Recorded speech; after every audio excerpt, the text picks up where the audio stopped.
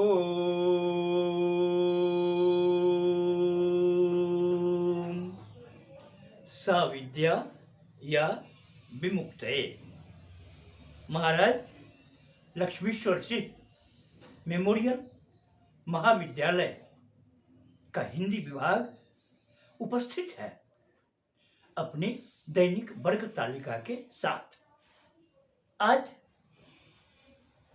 हिंदी प्रतिष्ठा स्नातक प्रथम वर्ष के विद्यार्थियों के लिए रामचरित मानस से पाठ लेकर मैं आया हूं।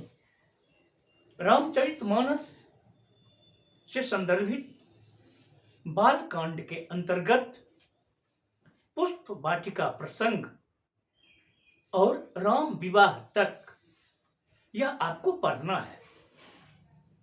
कई प्रकार के प्रश्न पूछे जाते हैं, जैसे पुष्प वाटिका सौंदर्य चित्रण, जनकपुर नगर चित्रण, राम चरित्र चित्रण, सीता चरित्र चित्रण, विश्वामित्र चरित्र चित्रण वगैरह वगैरह। यथासंभव मैं सभी प्रश्नों को हल करूंगा। आज मैं आपके बीच में पुष्प वाटिका प्रसंग का चित्रण लेकर आया हूं। पुष्प वाटिका सौंदर्य कहा जाता है कि रामचरितमानस में सुंदरकांड सुंदर है। सुंदरकांड में सब कुछ सुंदर ही सुंदर है, विद्वान ऐसा मानते हैं। लेकिन सुंदरकांड में ही वह विवादास्पद स्थल भी है जिसमें है ढोल गमार, शूद्र पशु नारी, ये सब तारण के अधिकारी। मेरी दृष्टि में बालकांड सबसे सुंदर कांड है, जहां किसी प्रकार की विवादास्पद बातें नहीं है। सुंदरता ही सुंदरता भरी हुई है बालकांड में, आत्मिक सुंदरता के संग। बालकांड में जब आप देखते हैं तो स्पष्ट होता है कि आत्मिक आनंद के लिए ही गोस्वामी तुलसीदास जी ने रामचरितमानस का प्रणयन किया है। शिव विवाह राम विवाह से पहले उपस्थित होता है।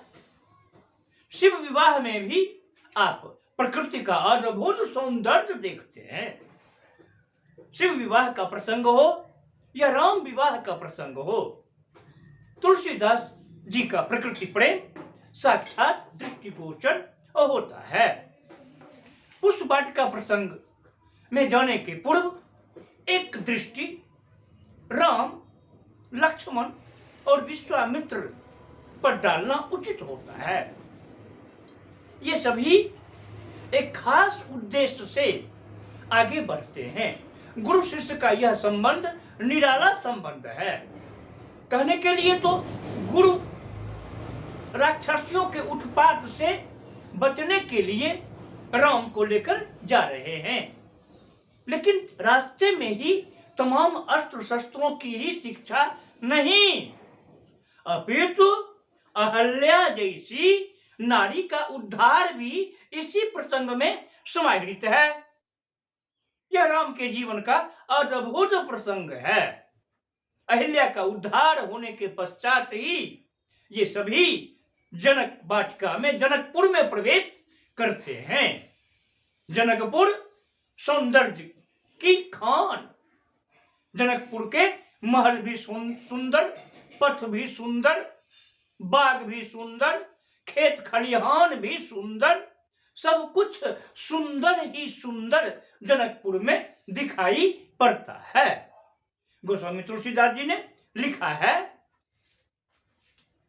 वह 212 दोहे में लिखते हैं, सुमन वाटिका बागवन, सुमन वाटिका बागवन, विपुल विहंग निवास, सुमन वाटिका बागवन, विपिन विहंग निवास, फूलत फलत सुपल्लवता, सोहतपुर चहुपास, सोहतपुर चहुपास। बाग में विभिन्न प्रकार के फूल खिले हुए हैं। इस दोहा के पूर्व जब आप चौपाइयों का अध्ययन करते हैं, वहां पर स्पष्ट होता है कि विविध प्रकार के भंवरों का गुंजार हो रहा है। पुष्प सुरभि चारों ओर विकीर्ण है। ऐसे वातावरण में राम लक्ष्मण का प्रवेश पुष्प वाटिका में होता है। सोहतपुर बहुत सुहावना लग रहा है। विविध प्रकार के पुष्प हैं। उन फूलों के नाम तो यहां नहीं दिए गए हैं, लेकिन विविध शब्द से ही स्पष्ट हो रहा है कि एक फूल वहां नहीं है। फूलों की कई कोटियां हैं। रंग बिरंगे फूलों के बीच जनक जी की यह पुष्प वाटिका राम लक्ष्मण और सीता के लिए आज विशेष रूप से तैयार है। भंवर के गुंजार के बीच में राम लक्ष्मण और सीता तीनों का मिलन भी होता है। अद्भुत मिलन है। लोग इस मिलन अंश को देखकर यह भी कहना पसंद करते हैं कि यह तो प्रेम विवाह जैसा लगता है। विवाह के पूर्व ही राम और सीता का मिलन पुष्प वाटिका में हो रहा है। यह मिलन ऐसा मिलन नहीं है।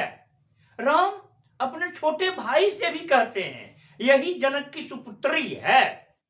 ऐसा लगता है मानो पहले से ही सब कुछ जान रहे हैं। भक्त तो यह भी कहते हैं कि हाँ, सब कुछ पहले से ही ज्ञात था। तो पुष्प वाटिका का सौंदर्य पूर्णतः राम और सीता के लिए निर्मित है, क्योंकि प्रेम का संचार वही होता है जहां का वातावरण प्रेममयी रहता है। गोस्वामी तुलसीदास जी ने पुष्प वाटिका के सौंदर्य के माध्यम से स्पष्ट किया है कि प्रेम युक्त माहौल कैसा होना चाहिए।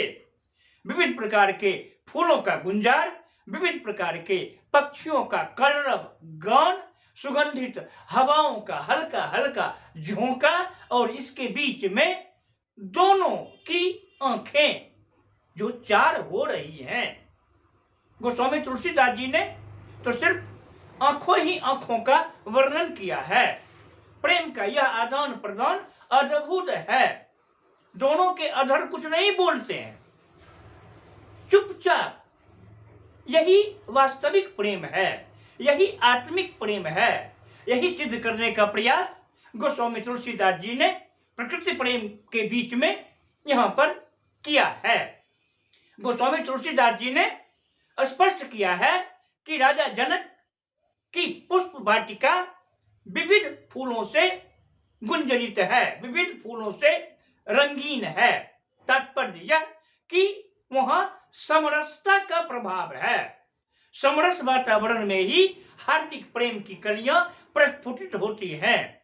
राम और सीता का यह मिलन आत्मिक मिलन है। मुझे ऐसा प्रतीत होता है कि यहाँ कुछ वार्ता भी हुई होंगी, जिस वार्ता को स्पष्ट गोस्वामी जी नहीं कर सके। क्या वार्ता हो सकती है, इस पर थोड़ा सा सोचना है तो अच्छा लगेगा। हम जानते हैं कि जिस धनुष को तोड़ने की प्रक्रिया अपनाई जा रही है सीता स्वयंवर में, उस धनुष को सीता रोज अपने बाएं हाथ से उठाती थी और नीचे की जमीन को लीपती पोतती थी, उस धनुष को झाड़ती पोछती थी और फिर रखकर पूजा करती थी।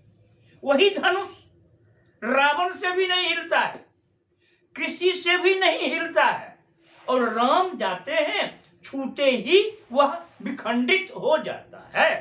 निश्चित ही वह धनुष मामूली धनुष नहीं था। जैसे स्क्रीन टच की बात आज हम मोबाइल में करते हैं, हो सकता है कि उस धनुष में कोई ऐसा यंत्र हो जिसको छूते ही वह धनुष भंग हो जाया करता होगा। इसलिए गोस्वामी तुलसीदास जी ने इसकी चर्चा तो नहीं की है, लेकिन मुझे ऐसा प्रतीत होता है कि जनक पुष्प वाटिका के सौंदर्य के बीच में एक यह भी सौंदर्य यानी यांत्रिक सौंदर्य छिपा हुआ है, जिसका उद्भेदन अभी तक अनुसंधानकर्ताओं ने तो नहीं किया है। यानी इस दिशा में भी अनुसंधान की राह खुली हुई है। इसी के साथ मैं आज के पाठ को यहीं स्थगित करता हूँ। फिर मैं कल आपसे मिलूंगा। ओम शांति।